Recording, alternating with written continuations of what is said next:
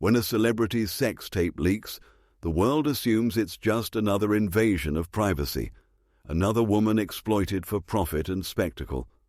But this one is different. The actress, a rising A-list darling with a clean image, doesn't cry foul. Instead, she steps forward with a powerful statement, "I was violated. This was revenge porn." The media swarms to her defense. Women rally behind her, and her ex, a rising actor himself, becomes public enemy number one.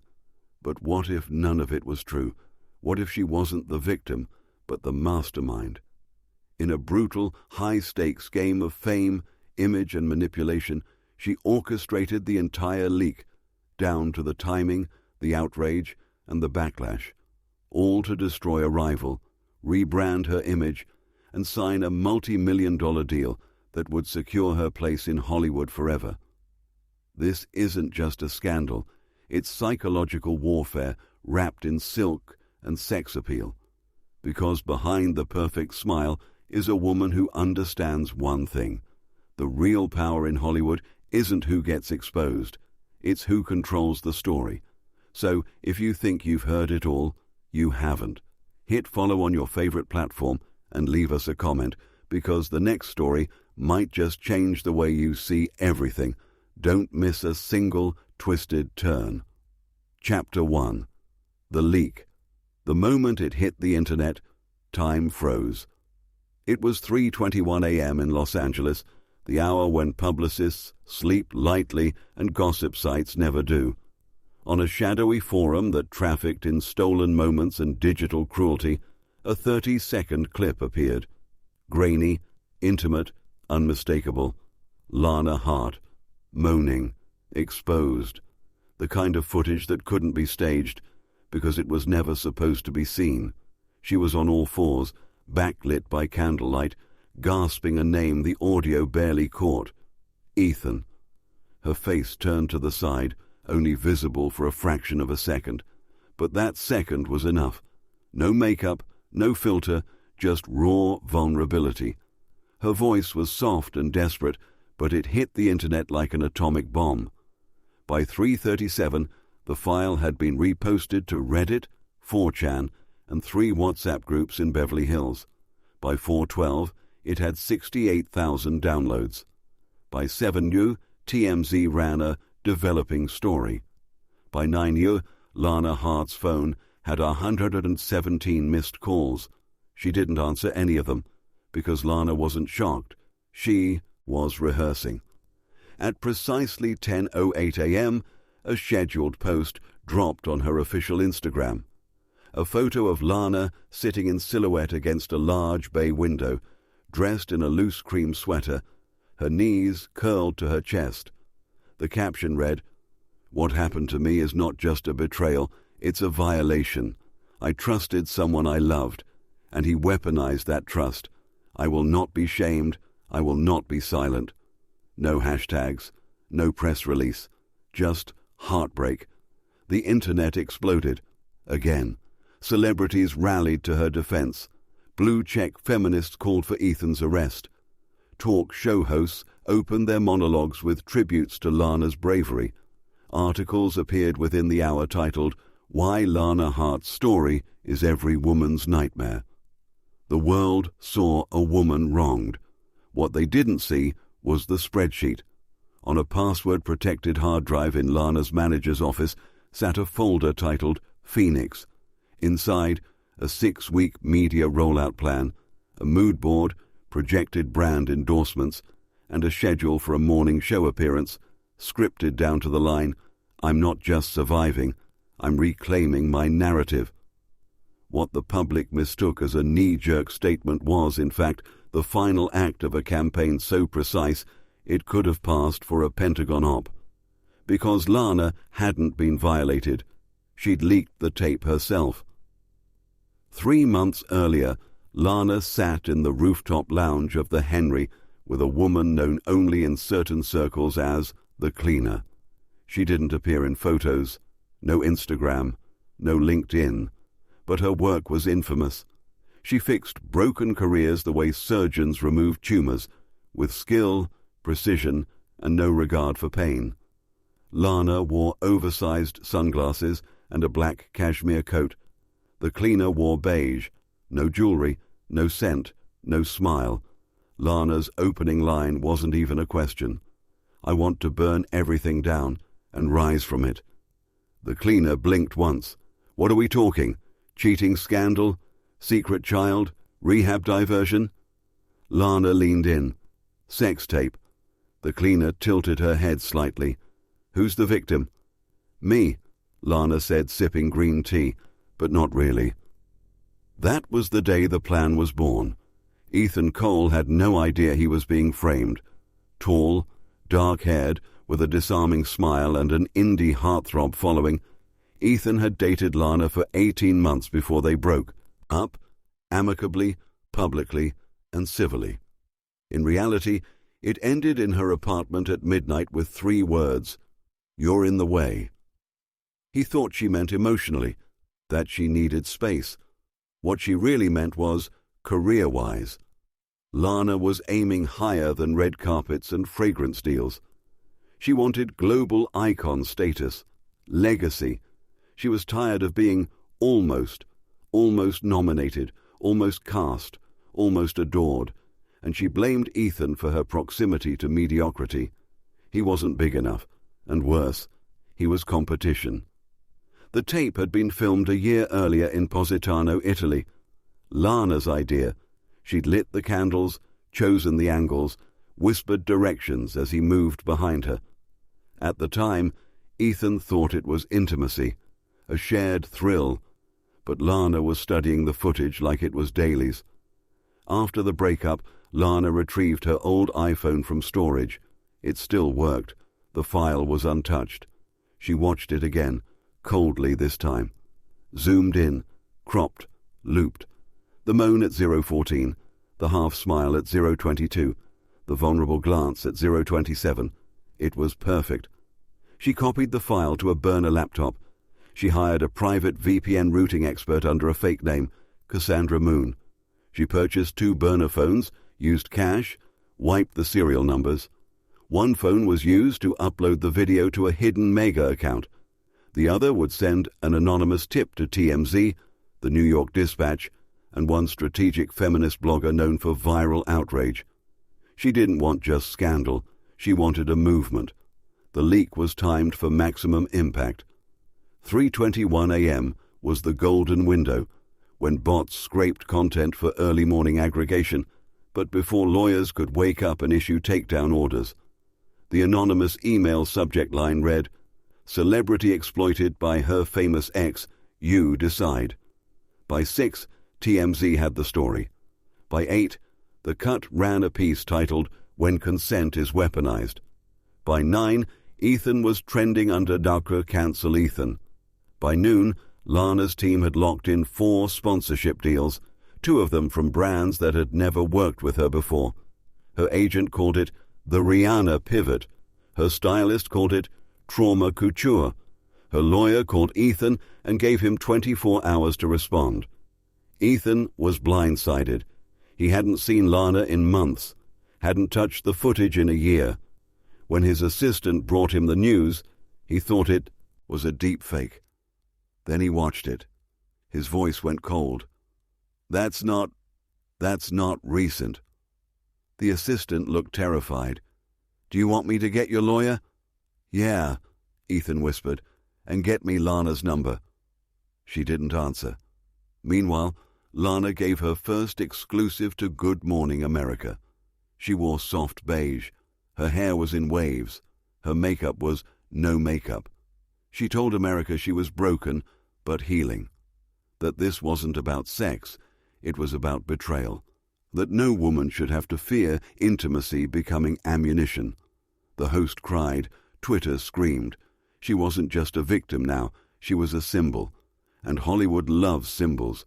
Within 3 weeks she had signed a 12-minute deal to star in Emerald Thorns, replacing Sadie Vale, partnered with a major lingerie brand for a Reclaim Yourself campaign, been offered the cover of Time under the headline, "The New Power of Saying No."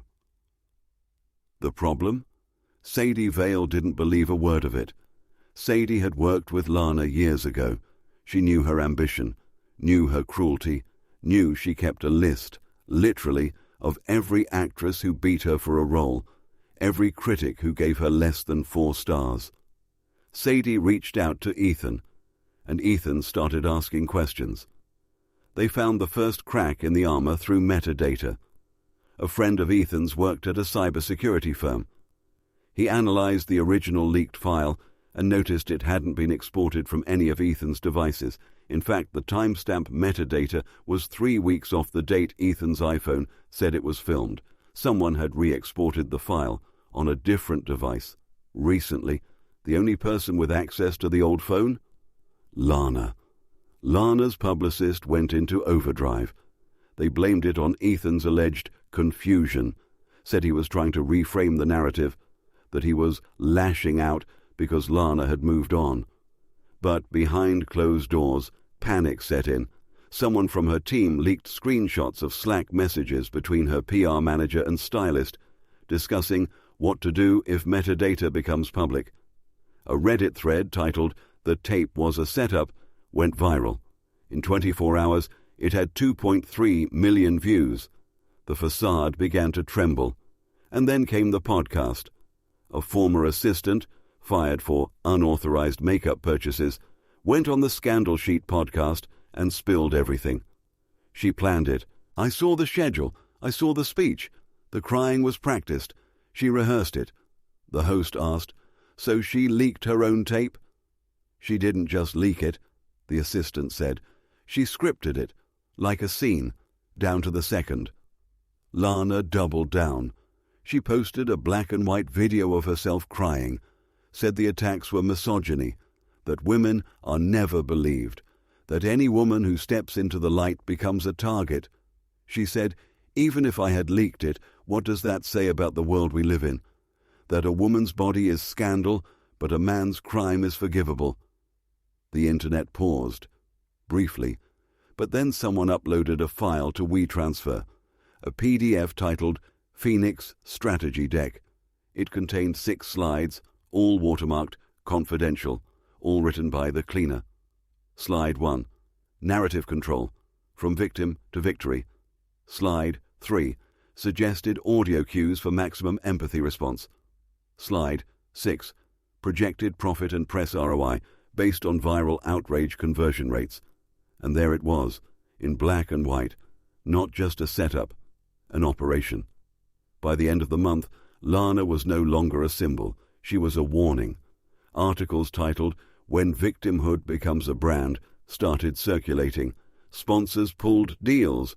Twitter turned. Feminists who once praised her began issuing cautious statements. And Ethan? He filed suit, defamation, intentional emotional harm, loss of income. He didn't want money. He wanted the truth. As for Lana, she stayed silent for 13 days. On the 14th, she posted a single image, a match, burning.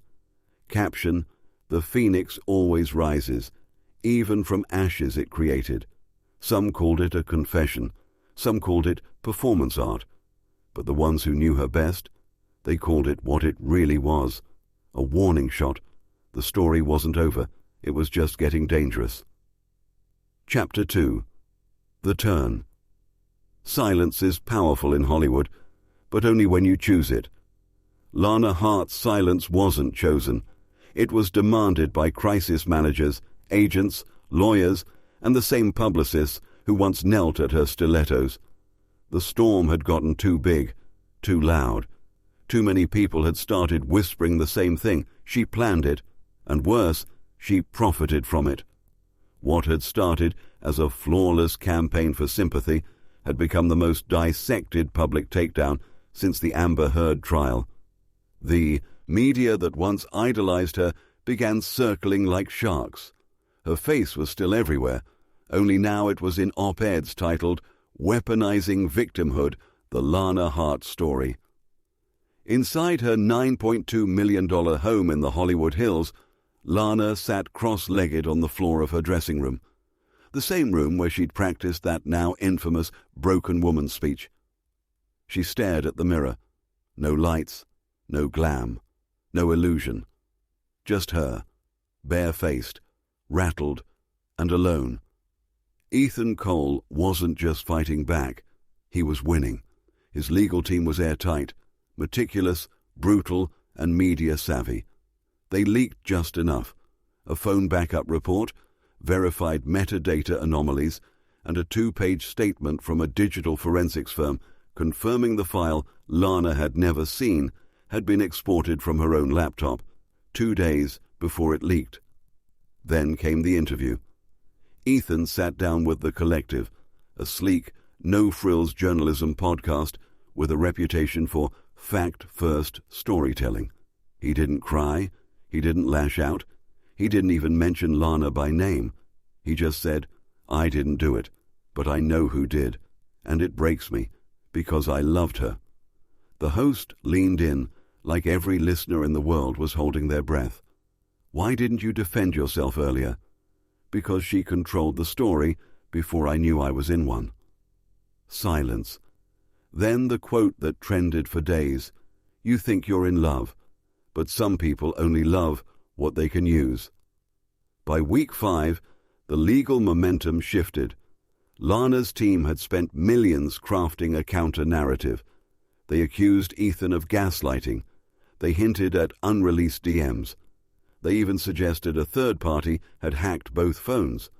But nobody was buying it, because receipts don't lie, and Lana's were everywhere: Slack messages, planner entries, emails to Cassandra Moon, her alias for burner activity. One particular email outlined post-leak drip strategy: which press first, which podcast second, and which advocacy organizations would likely align for exposure. The final nail? An invoice from the cleaner. Her name was never printed on it, just a company, Sovereign Optics. The invoice listed narrative repositioning services billed at $480,000. The line items included leak pacing, viral sentiment mapping, and sympathy point maximization. When journalists uncovered the same LLC had worked on 2 other celebrity scandals later proven to be fabrications, Sovereign Optics deleted its website and disconnected its line. By then, it was too late. Screenshots circulated. Lana's name was connected directly to the campaign. She didn't just orchestrate a leak, she industrialized trauma manufacturing. Behind the scenes, things spiraled. Her lead role in Emerald Thorns was quietly recast. Sadie Vale stepped back in, without gloating. She simply tweeted, "Truth doesn't need a press release." Lana's partnerships vanished in a day. 3 major sponsors pulled back to back. One statement read, "We support all survivors, but we don't support deception." Streaming platforms removed her limited series from trending tabs. Netflix ghosted her pitch meeting.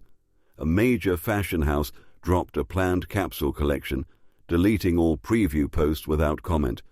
And yet, she still wouldn't admit it, because she didn't see it as a lie. She saw it as performance art. In a private call with her crisis PR team, someone asked her, point blank, "Did you ever think this would go too far?" Lana didn't flinch. "Everything goes too far," she said. "That's the only way anything changes." It wasn't a denial, it was a philosophy. The public wanted a confession, but what they got was a memoir, unannounced, self-published, titled Cetrel, The Art of the Narrative. It dropped digitally, no press tour, no forward. The cover was a close-up of Lana's eyes, half in shadow. Inside, she never said she leaked the tape, but she never said she didn't. Instead, she wrote, "We live in a world where attention is a currency. So tell me, if men can build empires off women's pain, what happens when the woman owns the bank?"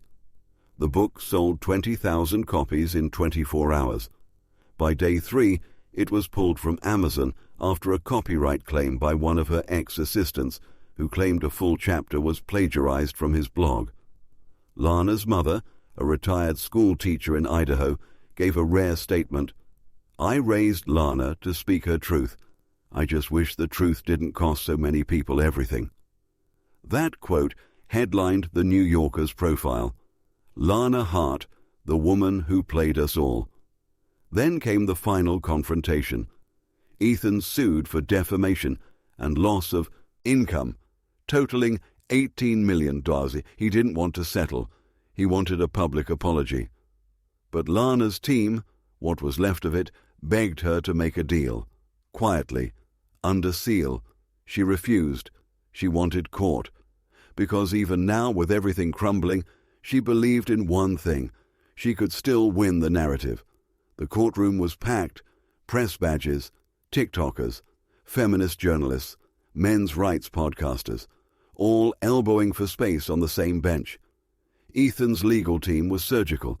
They played the tape, then showed the metadata, then the invoice, then the emails, all authenticated.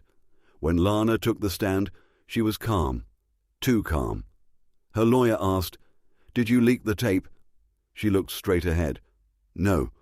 "Did you plan the leak?" "No." "Do you believe Ethan Cole leaked it?" "I believe someone did." The prosecutor smiled. "And did this unknown person also send your own speech to 5 networks before the leak even happened?" Lana paused. "I believe in preparation." Gasps. "You wrote a statement for a crime before the crime existed." "Women are always expected to have a statement," she said. "I was just ahead of the expectation." The gallery murmured. She was still playing the role. But the audience had stopped applauding. The jury didn't deliberate long. They found in favor of Ethan, $12.5 million. More importantly, the judge ruled Lana had acted with reckless disregard for truth, a phrase that would haunt her next 5 years. She left the courtroom without speaking to press. No tears, no rage, just silence. Real this time. In the weeks that followed, her agency dropped her. Her SAG membership was suspended pending ethics review. She was blacklisted from 5 major studios. A class action suit was filed by multiple former employees for psychological abuse, unpaid labor, and reputational endangerment. Lana disappeared. 6 months later, she resurfaced. A blurry paparazzi shot captured her walking out of a rehab center in Taos, New Mexico. No makeup, hood up, alone. TMZ ran the headline, "From starlet to scandal, Lana Hart resurfaces after downfall." But something in the photo stood out. She was holding a notebook. Zoomed in, its label read, "C. Terrell, TV Pilot Draft." The internet gasped. Was she scripting her own story again? The last public thing she ever posted was a video, deleted 3 hours later, but archived by fans. It was black and white, just her voice. "I was never the villain. I was never the victim. I was the director. And you paid for the ticket."